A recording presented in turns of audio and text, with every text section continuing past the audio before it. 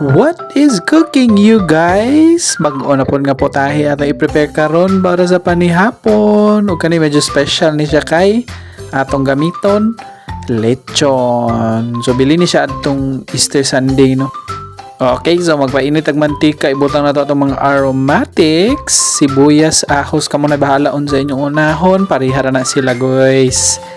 Alright, so ato lang na siyang lutuon, hantod manimaho, hantod mahumot, and then i-add na natatong lechon. Kana ako ni siyang gigagmay guys para dali ra maluto, and then dali ra po dyan ma-incorporate sa atong mga utan. So timplahan na natin na siyang paminta, and gamay gid nga tuyo guys.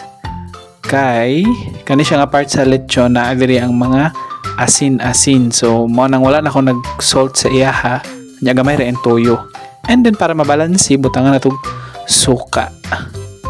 Human, butangan po nato siya og tubig para magsabaw-sabaw siya. And then para po lagi ma-control na to ang iyang kaparat no kay medyo parat-parat na ginidaan natong lechon. Dayon, ato lang na siyang isimmer. Takluban nato siya for pila ka minutes and nahuman na ang pila ka minutes. So nagbukal na siya no. I-add na nato itong patatas nga gi-cube. So gigagmay ra na ko guys para dali ra siya maluto no. Ato lang siya incorporate, i-mekos-mekos lang nato siya ayo. And takluban nato balik para mobukal nagbukal na lagi siya paspas kay itong luto guys. And then atong baggy beans. Kani ako pud ni siyang gigagmay pud no para dali ra pud siya maluto. Na mekos-mekos lang, mix-mix na ta guys.